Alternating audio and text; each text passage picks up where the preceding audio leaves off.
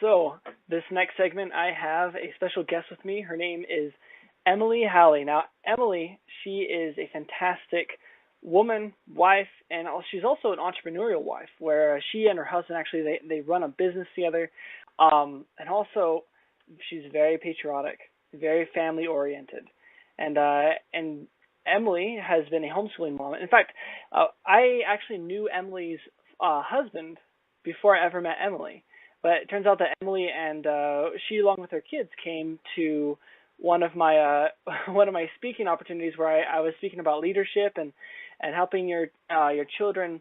I believe I was talking about how to help your children achieve kind of better moral character. I just remember I used a lot of examples from founding fathers. But anyways, without further ado, Emily, are you on the line? I am, yes. Hey, how you doing? I'm good. How are you? I'm doing great, Thank you so much for taking the time to be on my show and allowing me to interview you. Could you just tell yourself a little bit? Tell us a little bit about yourself, like who you are and where you're from. Yeah, sure. First of all, thanks for having me on. I feel very flattered that you asked me on. A lot of these subjects are very dear to my heart, so I'm excited to tell you a little bit about my experiences. I grew up in the Bay Area in California, and my husband and I met up in college in Idaho, and then we ended up moving to Utah. We've spent most of our time here in Utah raising our family. So recently we've started a business. We run a branding company together because we've had some issues in the past with staying long-term at jobs. So we've decided to kind of take matters into our own things, financial-wise. But that's what we're doing now. We homeschooled for about 6 years and recently put our kids back in school so we could focus more on the business. But a lot of the homeschool ideas that we have come to hold dear still influenced our kids' education even when they're in public school. Well, awesome. So, obviously, you used to do homeschooling. What led you to do homeschooling in the first place? That's a good question. It was quite a journey. I didn't know anyone who homeschooled, or even when I was growing up. I didn't even really know it was a thing until I moved to Utah. So back in California, I didn't know anyone at all that was homeschooled. So it was very new to me. School had always come very easily for me. I always got good grades. I think what happened to me was I based a lot of my self-esteem in doing well in school. And so I kind of had a little bit of an identity crisis when I became a mom, because I lost a lot of no one gave me an A+ anymore for making dinner or changing so many diapers. And so I kind of lost, where's my value now? Yeah. So I did well in school. And so it never really occurred to me that any of my children would have a hard time at school. My oldest was doing okay, and then it came time to put my second oldest into kindergarten, and I went with her the first day. They had a little, parents could sit in the back while they did this orientation. And we were the last ones there. We were a little bit late, and I told her to go up front and sit at one of the desks. And this little girl was my social butterfly. She was fearless. She was the kind of girl that, her sister would pause at the top of a slide and, even when she was older, and call to me and say, catch me at the bottom. And Summer, when she was 18 months old, she would just run straight past her and dive down head first on her belly. I mean, nothing scared her. And so what shocked me was when I put her into this kindergarten classroom, she turned around in her chair and looked down at the floor and did everything that she could to not look at the teacher. And the teacher was doing everything that she could to try to get her to conform. She was thanking the children who were doing what she said and thanking the ones who were sitting straight and had their hands folded on their desks. And I just watched her wilt And I don't think she was aware that I was in the back of the room. And so it was really hard for me to, I was so excited for her to have this experience. And she just did not thrive there at all. Throughout the rest of the school year, she struggled with reading. She struggled with math. She really had no number sense at all. And so all of her homework time at home was just, both of us were frustrated and crying and didn't know what to do. I was worried that she was going to be labeled as ADD or with some kind of learning disability. And so what I did was I started to try to figure out what was going on. So I went to the library, and at the time we lived up in Cache Valley, and we had this really tiny little dinky library. And the only thing that I could find that remotely I felt would help was this homeschooling book, and it had a chapter in it about learning styles. And so this chapter on learning styles really caught my attention, and I thought maybe this is a learning style problem. And so I checked the book out, went home, skipped to the learning style chapter and read it, and I was like, wow, this is really interesting. And then I started to skim the rest of the book. And then I started just gobbling up the rest of the book. And the more I read, the more I thought, oh my goodness, this is the answer. Like, this really is the answer. And it totally threw me because I had absolutely no idea what I was doing. I spent a lot of time trying to convince my husband and convince my family. A lot of time reading all the homeschool books, all the philosophies, all of the things that I could get my hands on. I fell in love with it. I think I loved the freedom of it, the fact that I could actually have control and influence over my children, who I believe were sent to me for a reason, and that I have a stewardship to help them accomplish their missions here, to do something great. And so I felt like the school system just wasn't right for my daughter at that time, and so we decided to kind of take things into our own hands, and then it was kind of history from there. So long story, sorry. No, that's a great story. I mean, honestly, that is what drove you to do that, and I think people overlook, especially parents, it can be so easy to just overlook the wilting, kind of like you were talking about with your daughter, the wilting that happens with our children. Because we just, sometimes we rationalize it by saying, well, they're not used to school, so this is kind of a different place. Right. They'll be okay, right? I struggled with school, but I made it through. Rather than actually looking at the real needs of our child. Right. And responding accordingly. Exactly. So I'm curious, you talked about how when you were able to do homeschooling, you liked how you had better control over what you're doing. You're able to really be there to help your children more specifically. Why, I guess, aside from seeing how your child wilted, are there other reasons that you would say that you appreciated homeschooling as opposed to doing public school? Because when I look at the public schooling sector, my kids aren't old enough to be in school yet, but when I look at public schooling, I kind of cringe. I cringe a lot because I'm thinking there's a lot of things they teach incorrectly. Now, math, I'm not worried about them teaching math incorrectly. Or I guess perhaps if Common Core teaches them in a really funny way, maybe. But I'm really more worried about the sort of moral and ethical lifestyle, thinking that they are taught there, the sort of kind of indoctrination towards things that are completely against my own moral values.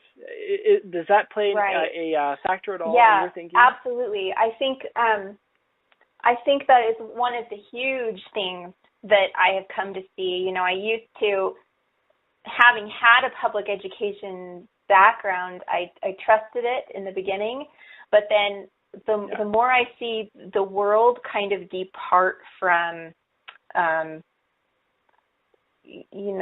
the government is putting more and more pressure on schools, and laws are being made so that morality and religious types of topics cannot be taught at school.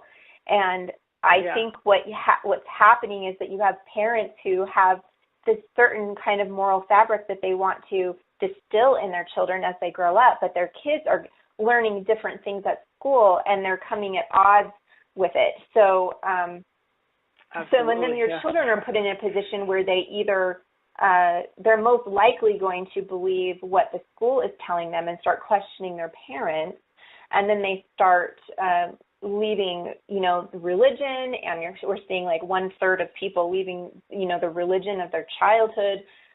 You get rebelliousness and just these like countercultures of people who think that things need to change because they feel that something's wrong, but they don't know what is wrong. They don't know how to change it, and really they're becoming more part of the problem than the solution. Absolutely, no, I completely agree. I think probably the biggest issue is that the school, the government, because the government runs the school, is trying to replace the role of parents, right? Mm-hmm. Because either they think that the parents aren't doing a good enough job. In some cases, that may be the case because there are those areas in the country where there's a lot of poverty and the parents don't do a very good job. But the truth is, you can never replace parents ever. Right. Like there are things that parents can provide and supply that a school system cannot, and more especially, even if the school system were more morally focused, more morally central, morally conservative. As we see, that doesn't last very long. The government is not a very reliable source of any sort of moral values because people can get in there and corrupt it, which is why at least I personally believe you have to have a religious influence in the home as well, right? Yes. To support the parents, to give them that backbone to the moral principles that they're teaching their kids, because if they don't have that, then they too can be very influenced and persuaded by a lot of really, really bad theories, really bad ideas proposed by government, proposed by media, and all sorts of other thought leaders who have really worthless concepts when it comes to value, when it comes to raising children, and it comes to families. Right. Right. And so one of the things when I first started, I wrote down a list of all of the things that I wanted my children to learn. And I prioritized it. And what was really interesting to me is that the things that were at the top of the list had nothing to do with the stuff that you learned at school. The stuff at the top of the list was, more than anything, I want my children to have good souls. I want them to have good character. And I realized that was not going to happen at school. I understand that it's important that they learn skills in order to provide for their family and be effective in society, but that was secondary to what I really wanted them to develop.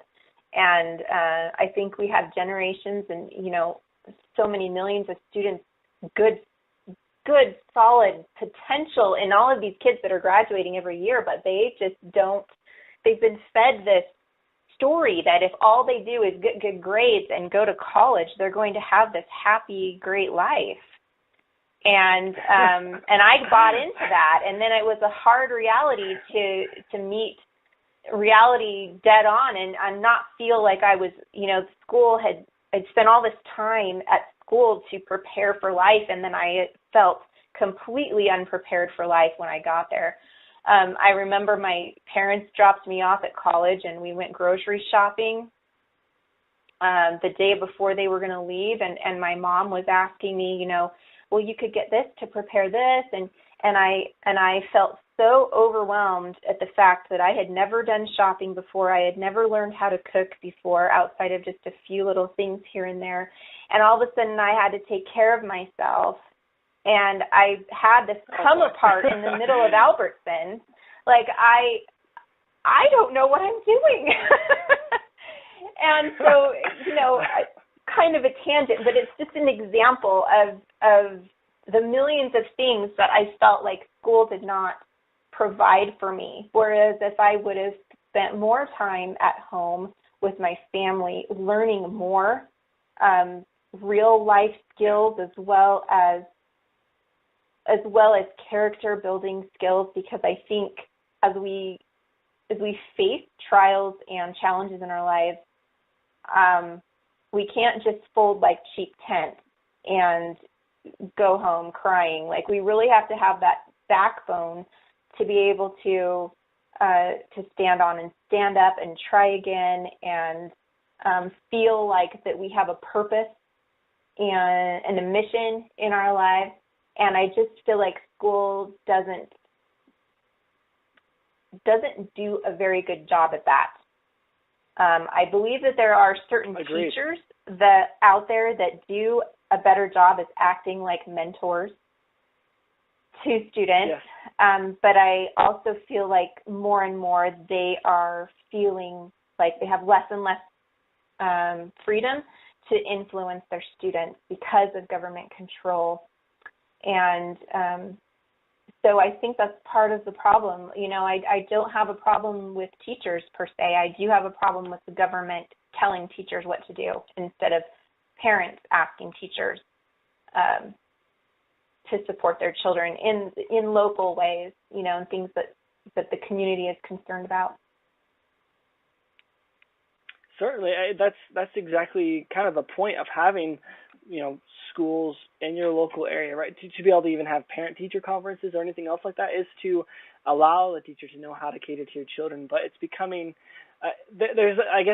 would you agree that there's this false sense of individualism, Mm-hmm. right? Where we're saying, you know, you are great as you are, right? Like, there's all this focus on the individual, but yet somehow the way it all runs together is that you're an individual, but actually you're just part of the group. Yes. Right? Your kind of your name and your attributes disappear. It has to be melded into this group, and now your group creates the identity rather than understanding that the child has right. an individual. Because there's really no way for the school. The school isn't built to be able to support the individual. And I understand there's restrictions. Like, there are challenges when it comes to, you know, you've got 30 kids in a room. How can you individualize their education? But even when they get into high school and into the upper levels of education, where they really should start to be encouraged to find their interests and do more, you know, I think part of us, like, subconsciously, we think that we don't really start our lives until we graduate from high school, and I think that's ridiculous. I think teens now are so frustrated because they feel so shallow. They have no, you know, I was telling my daughter the other day, she's already started like a teen motivating type of business, and she's 16. She goes to school and she sits in the classroom and she's there, you know, she's present, and she laughs at the teacher's jokes, and none of the other kids do, and they all kind of just sit there like vegetables. And, you know, she's like, do you even know why you're here, or are you just wasting your life to fulfill a requirement? I've really tried to teach my kids, like, school is not the end goal. The end goal is to receive an education. So make school serve you. Make school, or whatever class or whatever mentor or whatever apprenticeship you're doing, make it serve your purpose. Learn from it what you need to accomplish your mission. And I think we don't tell, you know, the schools don't tell kids that. They tell them you're here to get good grades and to graduate. And I think they feel like that is very uninspiring. And I think that's where probably most of our problems come with our teenagers is they're ready to grow up, and we're not letting them. We're not allowing them to find who they are because they have to sit in the classroom for most of their life and then come home and do homework. Yes. And so, you know, they're at school all day and they come home, they have all this homework. It's also, you find it really hard just to be able to have much of an influence on them as a parent, right? You become almost such a bystander in their own lives, right? You don't even have much of an influence, at least not the way you want to, right? Because they're so busy. Right, exactly. And then we encourage them, you know, because they've got so little time, we encourage them in their spare time to go have fun. And so they become fun seekers so that they can have a break, and they don't really have anything in their lives that they feel is fulfilling. Yeah. and they feel alienated and they get suicidal. I think my kids tell me like at least once a week of a new friend who has told them that they are thinking about killing themselves. And I don't remember that being an issue when I was in school. Maybe I was oblivious to it, but I don't remember ever having a suicidal friend. And this is a real issue that my kids are dealing with, and it's a problem.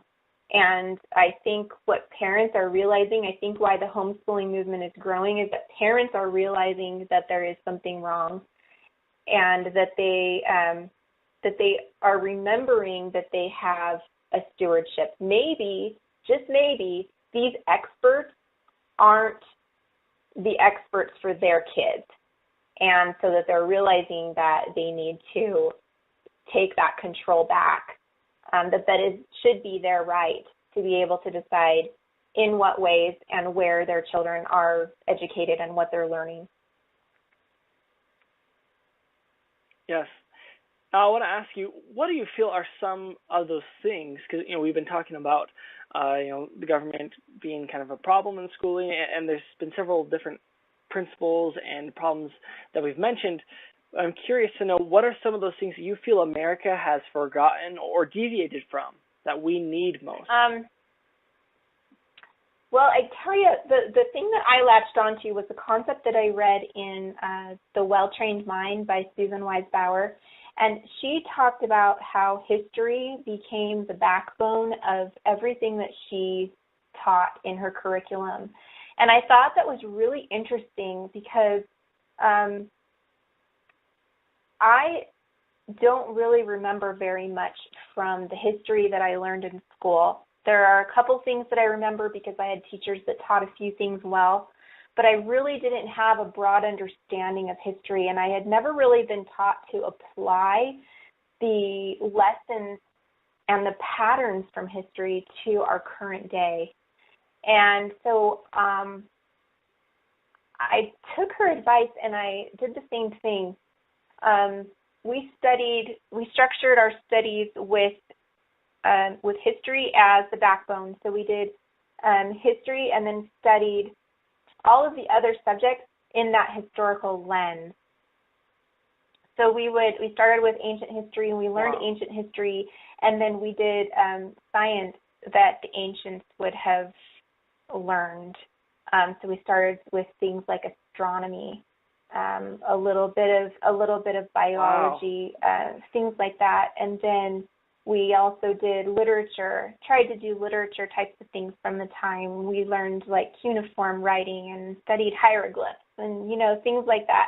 And then we moved through to medieval and read books that were based in that time period, and moved up to like chemistry and things like that, and then moved through history, and then updated, through the other subjects as well. And what was really neat about that was relearning history myself. And I realized that there are lessons there that our society is becoming too prideful to see. We think that because we have so much knowledge that we know more than the people that have gone before us, and we've stopped looking to the wisdom of the past and decided that we know better and that we should create something new. And what's happening is we're just repeating. We're moving towards socialism and Marxist ideas. And, when I sat down and actually read the Communist Manifesto, and I was like, dang, this is not good. And I don't think we do that anymore. I don't think we actually go to the original sources and really see what these people are saying. I don't think we study the Russian Revolution. I think it's largely ignored. I think Stalin is largely ignored. We don't. I think even, we study the Holocaust, but I don't think we spend much time on the education system that Hitler had instituted in Germany. So it's really interesting what is chosen to be taught to our children, and they grow up without feeling like they have context, like they don't really know where they came from. And so they don't, because they're missing that piece, missing part of who they are, and then they're missing where they're going. So we feel very isolated, and we don't know what to do. Like, oh, I hear that a lot, like, what's to be done? What can I do? Because we really have no idea. It's like we're living through this for the first time, when if we could just go back a few generations and read about what happened before, we would know what to do. Yes, that is so true. I almost feel like they remove parts of history from you to learn whatsoever, right? They'll even rewrite the whole narrative behind it to fit kind of whatever story they want to portray. But especially, I've noticed, at least from my going to school, because I started going to school when they started implementing a lot of these nationalized tests. And the curriculum became much more nationalized. I remember just going through test after test and seeing how the history would change. And I moved all over the United States, so technically the schools would be on the same curriculum, but they would sometimes have different dates as to when they would start teaching things. And I recall being at one school, and I would learn about the American Revolution, let's say when I was living in Ohio, and we would learn all about like these incredible things Washington did, and also the Boston Tea Party, but particularly a lot of things that they taught us had to do with this real sense of freedom, of patriotism, of principle, like the reason why they felt like they needed to declare independence. And then when I moved out west, I will say there's a lot of good things about west, but when I moved out west, I noticed that when my class, because I was there and I had gotten there before they even started teaching that part of history, I noticed that they left out a lot of the same details I had learned back in Ohio. A lot of the same details. In fact, it mostly just made it sound like the Boston Tea Party was nothing more than a bunch of riffraffs, and most of the patriots were just guys that were fighting for lower taxes and ignoring all the other grievances that were listed clearly in the Declaration of Independence. Right? There's a lot more than just taxes that they revolted for. I mean, shoot, if taxes is purely the most righteous and good reason that you have to revolt, then all Americans could and should have revolted a long time ago. Several times throughout the American history, but there's so much more to it than we're given. Yeah, absolutely. I think textbooks are a big problem. I don't really understand why we've reduced history to like these little 30-second sound bites. Why we're not assigning our students to go read original sources, or also credible sources by people who know what they're talking about. Why aren't we studying, especially in high school? Why aren't we studying these and letting the students come to their own answers? And textbooks are so shallow and so, what's the word, manipulated towards, an agenda. Even the textbooks I was using as a source in my history teaching a couple of years ago were very sided politically to the Democrats. She treated the Democratic presidents like they were royalty and wasn't too nice to the Republican presidents. And I thought, this isn't exactly neutral. So I think we need to be really really careful, and the students need to learn to be careful. They need to learn how to question and how to go find the answers that they're questioning. And so we're doing them a disservice by just providing them with the information. And they think even now all they need to do is Google it and read an article, and they feel like they're an expert, which is really sad. I think if they really understood history, they wouldn't look at it like, they find out that Christopher Columbus brought disease to the Native Americans, for example, and then automatically, we demonize Christopher Columbus. Who cares that he discovered the New World? Look at how evil he is because he brought germs and enslaved people. Well, if we understood that was normal then, that slavery was kind of a part of how things were, and it's not that he was, if he understood things as we do now, he probably would have made different choices. But I think it's really interesting how we even do it to the founding fathers now. We find one or two things that we think, oh, that's wrong, so therefore that person is now discredited.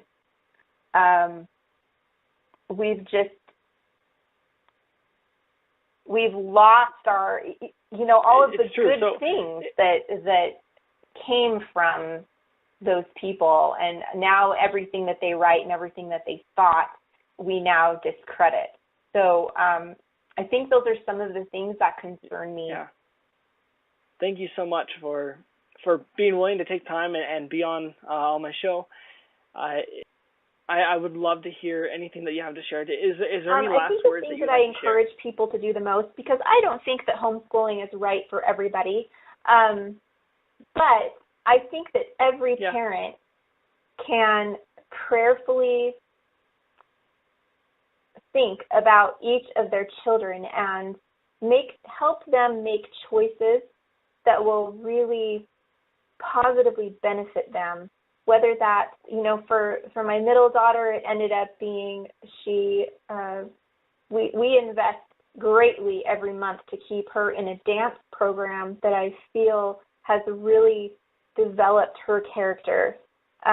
She has learned things there through battling, injuries and pursuing things that have been difficult for her, and she has good mentors there, and I really feel like that has been a large part of her education. And that was different. It's different than what the experts say should be part of a child's education. We've tried to model business for our children because we felt that was important. So I think I really feel that each of our children have a personal mission, and I think that they were born with natural gifts and talents and interests that should be encouraged. And so it's part of our job as parents to help them facilitate that, to help them find the resources that they need to be successful. And that might not be traditional school. It might be certain teachers that they need at school. It might be people that who are in that same type of field that maybe your student needs to be in touch with. We're always looking for opportunities to facilitate their education. So that's what I would encourage everyone to do, is just to be aware and to reclaim that right to be a steward over what your child learns and how they're brought up. Agreed. Amen. That's awesome. That is absolutely fantastic advice. Thank you so much for sharing. And thank you for being on. Once again, this is Emily Halley with her insight as an entrepreneurial parent and mother, wife, and one who has homeschooled and who has a lot of great understanding about helping your children be parented in the right way, whether that's homeschooling or another path. I just thank you, Emily. I love your advice on really trying to cater Absolutely. to the needs of your children and helping us understand the challenges that arise. So thank you so much, and I look forward to seeing you again in person. Thanks for having me on. I appreciate it. Okay, you too. We'll see ya. All right, take care. Bye.